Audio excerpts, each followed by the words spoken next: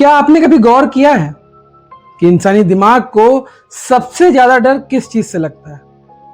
बहुत से लोग कहेंगे अंधेरा, कोई डरावना चेहरा या फिर मौत।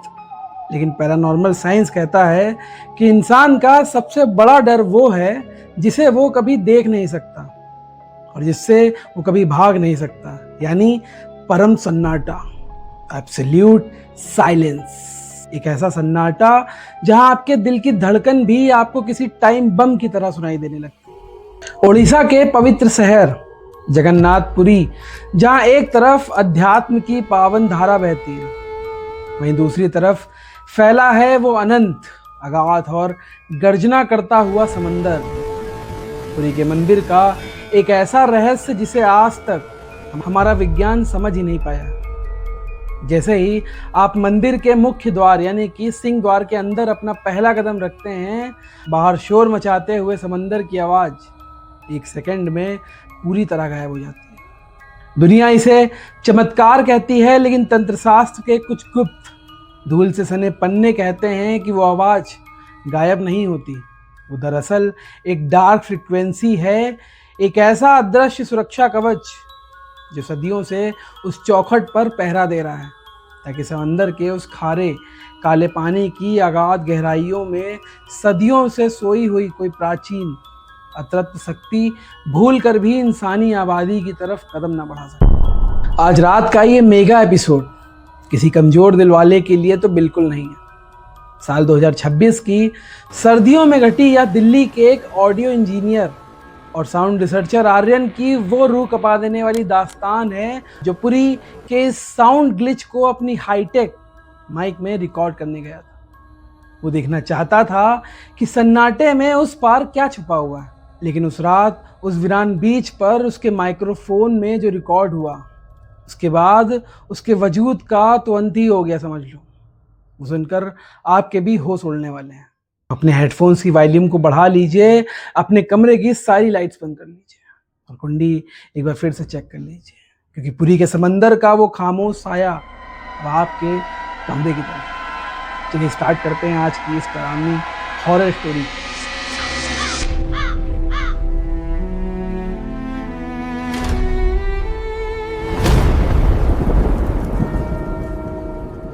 यह कहानी है आर्यन की। आर्यन दिल्ली का एक बेहद काबिल साउंड इंजीनियर था। उसे आवाज़ों की फ्रीक्वेंसी के साथ खेलना और पैरानॉर्मल लोकेशन पर जाकर रिकॉर्ड करने का एक पागलपन था। उसका मानना था कि भूत प्रेत और कुछ नहीं, बल्कि सिर्फ एक साउंड फ्रीक्वेंसी होती है जो आम इंसानी कानों को सुनाई नहीं देती हैं। इसी रिसर्च के सिलसिले में वो पुरी आया हुआ था। वो पुरी के स्वर्ग द्वार इलाके के पास बने एक बेहद पुराने, लगभग जर्जर हो चुके पुश्तैनी मठ के कमरे में ठहरा हुआ था।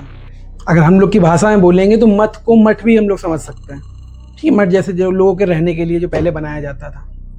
वो मठ सदियों पुराना था। उसकी दीवारें लाल पत्थरों से बनी हुई थी, जिस पर समुद्र की नमी के कारण हरी काई जम चुकी थी। आर्यन का कमरा दूसरी मंजिल पर था, जिसकी खिड़की सीधे उस विशाल समंदर की तरफ ही खुलती थी। दिन भर तो वहाँ श्रद्धालुओं की भीड़ रहती थी, लेकिन जैसे ही रात के 11 बजते थे, वो पूरा इलाका एक शमशान जैसी खामोशी में डूब जाता। उसी मठ में एक बूढ़े पुजारी भी रहा करते थे, जिन्हें लोग पंडा कहते हैं। वहाँ की लैंग्वेज में पंडितों को या पुजारियों को पंडा ही कहा जाता है। उन्होंने आर्यन के पास इतने सारे रिकॉर्डिंग्स, गियर, पैराबोलिक्स माइक्स को और हेडफोन्स देखकर पहले ही दिन उसे एक सख्त हिदायत या फिर चेतावनी देते हैं। पंडा जी ने उसकी आंखों में देखते हुए कहा, बेटा आर्यन, ये समंदर कोई साधारण पानी का ढेर नहीं है, या महोदधि इसके भीतर ना जाने कितने युगों के राज दफन है। रात के तीसरे पहर जब हवा का रुख बदलता है तो इस समंदर के किनारे बिल्कुल मत जाना। सिंह द्वार के अंदर जो सन्नाटा है वो भगवान की माया है, लेकिन जो सन्नाटा रात के 2 बजे बीच पर बिना किसी वजह के छा जाता है वो पिशाच का बुलावा होता है। वो सन्नाटा तुम्हारी अपनी आवाज को तुमसे छीन लेता है। जब तुम्हारी आवाज ही तुम्हारी नहीं रहेगी तो इस संसार में तुम्हारा क्या काम। आर्यन ने उस समय पंडा जी की बात को मुस्कुरा कर टाल दिया। उसने सोचा कि ये सब सिर्फ स्थानीय लोक कथाएं और अंधविश्वास ही है, लेकिन वो ये नहीं जानता था कि विज्ञान की सीमा जहाँ खत्म होती है वहां से एक ऐसा अंधेरा शुरू होता है जिसे कोई थर्मामीटर या मीटर आज तक नाप नहीं पाया। वो तारीख थी 14 जनवरी, रात के ठीक 1:45 हो रहे थे। पूरा पुरी शहर कोहरे की एक घनी सफेद चादर में लिपटा हुआ सो रहा था। आर्यन ने अपना ब्लैक जैकेट पहनान पर अपने स्टूडियो ग्रेड हेडफोन्स लगाए, हाथ में 3 फीट लंबा पैराबोलिक शॉटगन माइक्रोफोन लिया और मठ के पिछले दरवाजे से सीधे सुनसान बीच की तरफ निकल पड़ी। सर्द हवाएं उसकी त्वचा को चीर रही थी। समुद्र का पानी उस काली रात में भी किसी खौलते हुए तेल की तरह दिखा। लहरें आ रही थी, तट से टकराकर एक भयानक डरावनी गूंज पैदा कर रही थी। आर्यन ने अपने डिजिटल रिकॉर्डर पर रेड बटन दबाया। रिकॉर्डिंग चालू हो गई। डेसिबल मीटर की सुइयां लहरों के शोर के साथ ऊपर नीचे भाग रही थी। आर्यन धीरे धीरे पानी की लहरों के बिल्कुल करीब जाने लगता है। पानी की ठंडी फुहारें उसके जूतों को भिगो रही थी। तभी रात के 2:30 बजे एक ऐसी घटना घटती है जिससे आर्यन के वैज्ञानिक दिमाग के परखच्चे उड़ जाते हैं। जैसे ही उसने पानी की आखिरी सीमा से महज 2 फीट की दूरी पर अपना कदम रखा, उसके हेडफोन्स के अंदर आ रहे लहरों का वो भयानक शोर एक झटके में पूरी तरह सा। यह सुनकर आर्यन एकदम सन्न हो जाता है। उसने तुरंत अपने कान के हेडफोन्स हटाया। बाहर की असली दुनिया में भी समुंदर की लहरें उसके सामने आ रही थी, झाग बन रहा था, पानी थपेड़े मार रहा था, लेकिन हवा में एक भी डेसिबल की आवाज आ ही नहीं रही थी।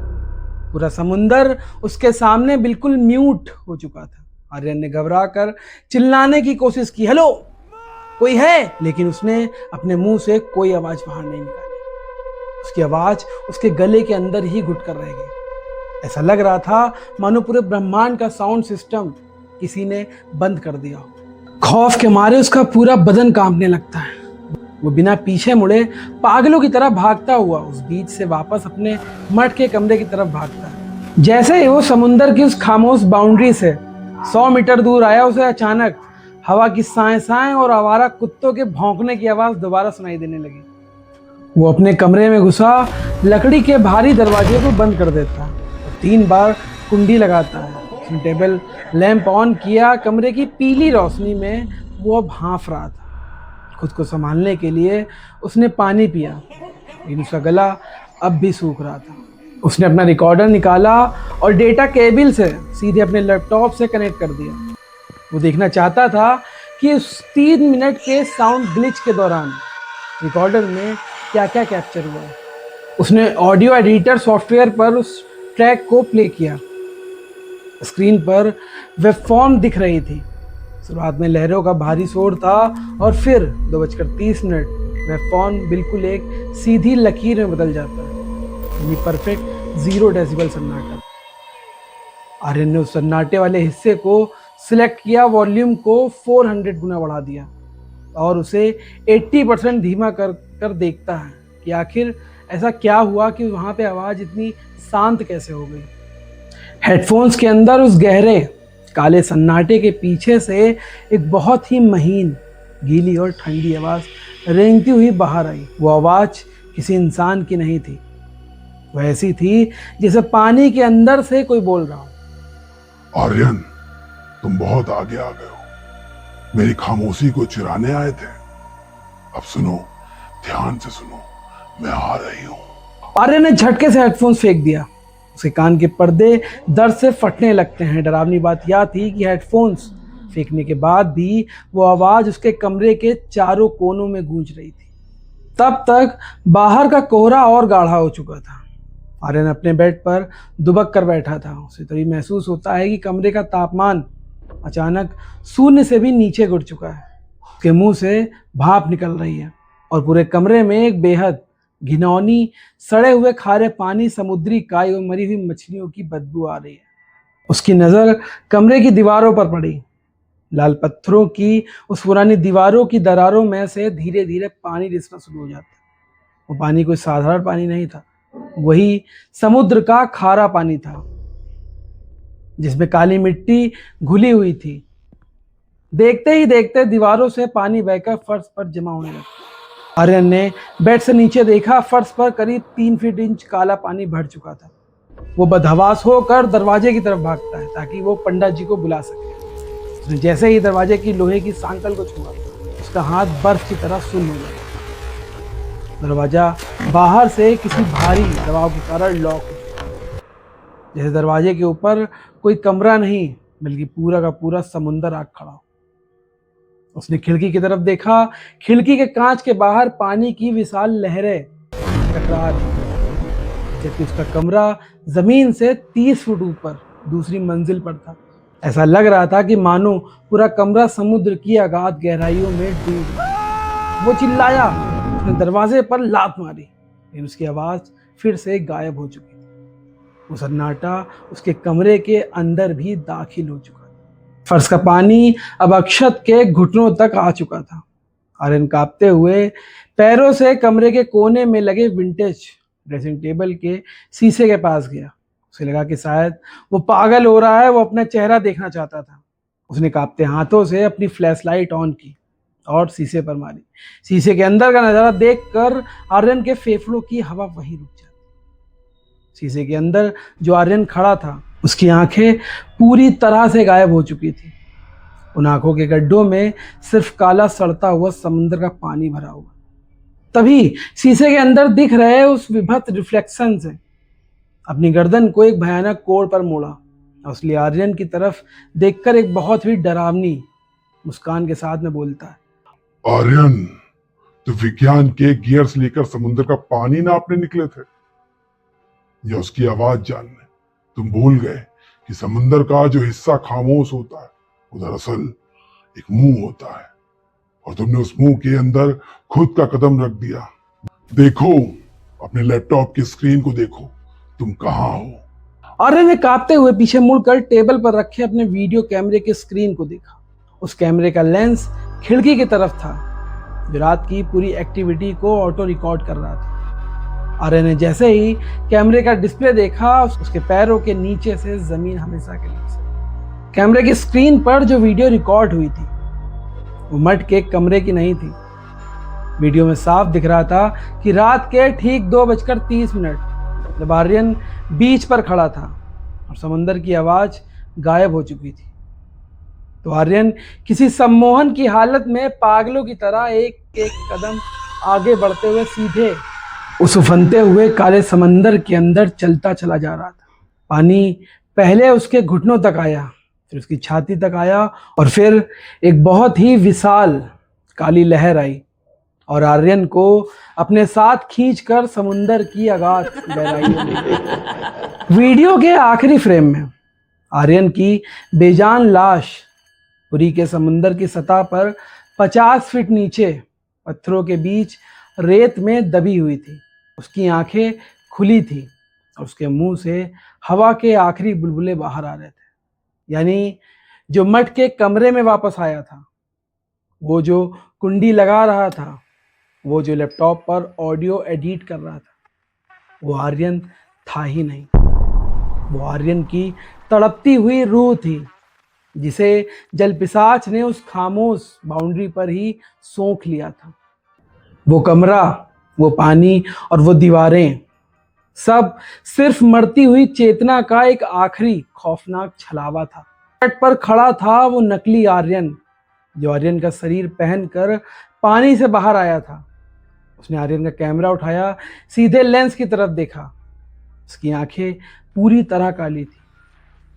उसने आर्यन की आवाज में कहा, पुरी का सन्नाटा रिकॉर्ड हो चुका है, अब दिल्ली चलने का वक्त आ गया है। अगली सुबह पुरी के स्वर्ग द्वार के बीच पर मछुआरों को आर्यन की लाश पानी पर तैरती हुई मिलती है। डॉक्टरों ने पोस्टमार्टम रिपोर्ट में कहा कि फेफड़ों में अत्यधिक खारा पानी भरने की वजह से उसका दम घुट जाता है और उसकी मौत रात को 2:30 पे हुई थी। मठ के कमरा नंबर 108 जब खोला गया वो बिल्कुल सूखा था। वहाँ कोई पानी का नामो निशान नहीं था।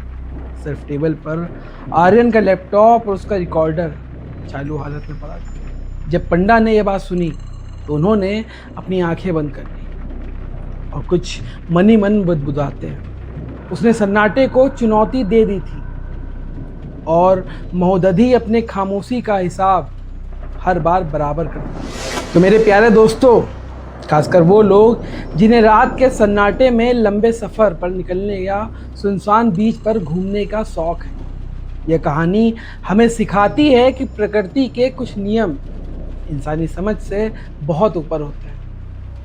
आवाज़ जीवन की निशानी होती है और जहाँ आवाज़ बिना किसी वजह के ख़त्म हो जाए, समझ लेना वहाँ मौत का एक जाल आपके लिए बिछाया गया है।